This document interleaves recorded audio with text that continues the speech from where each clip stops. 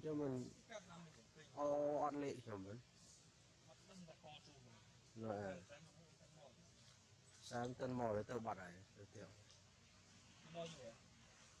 mò như thế này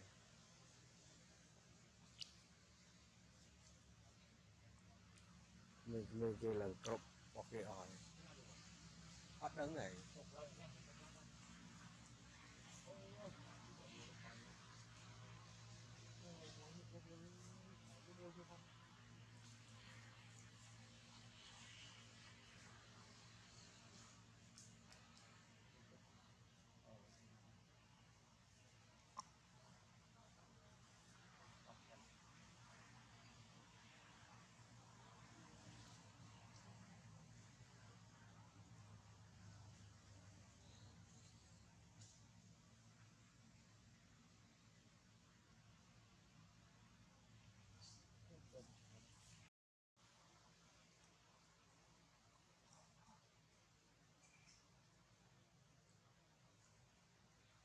cũng liệt một tiết à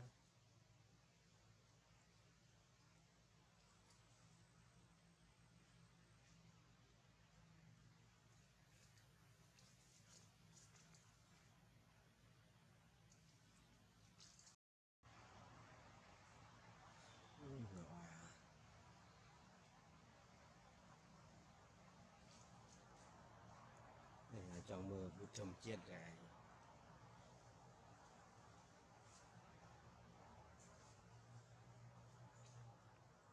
nhà mà sẽ lật lệ trong một liên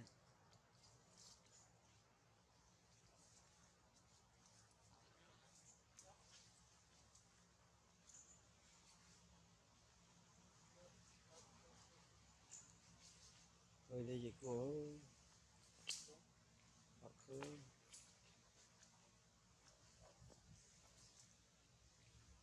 bây giờ em na còn mòn ở đây chưa đi còn hôm ta là chưa đi China chơi xí còn gặp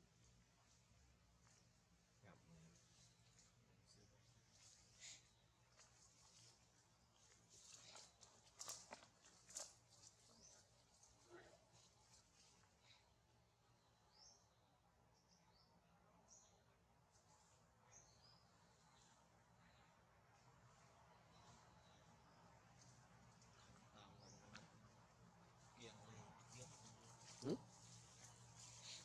Ừ.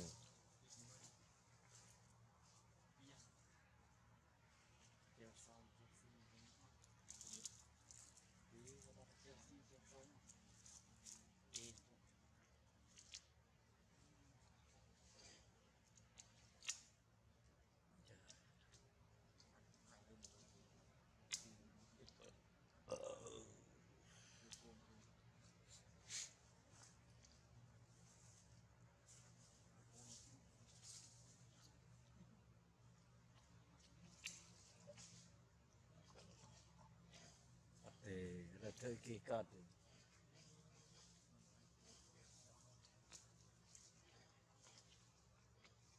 thuốc bệnh đằng này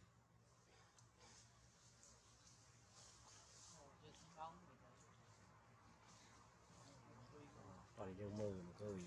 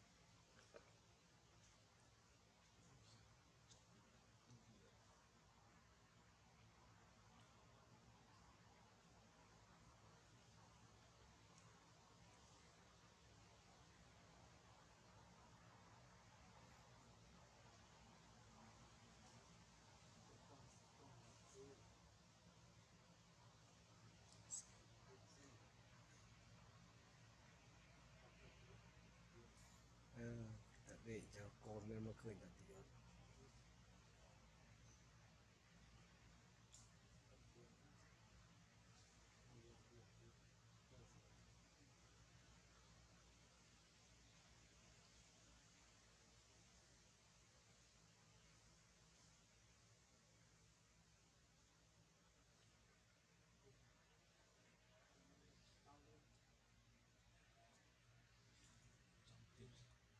thoát ra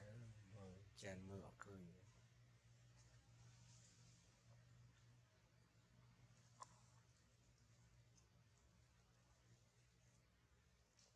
trên cồn bị mỏ ai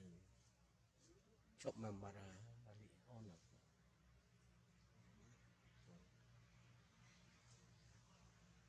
clip ấy ở tân chụp mình thon cho mình clip này phải sao sao rồi bạn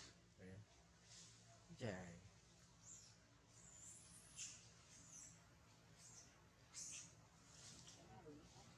hot đề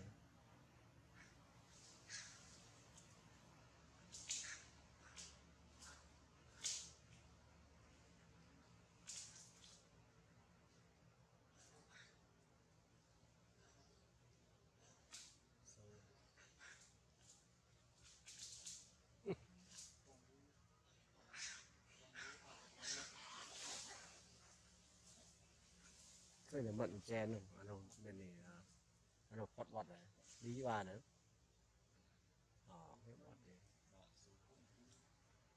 dòng sùm vô tầm chén khơi là mận về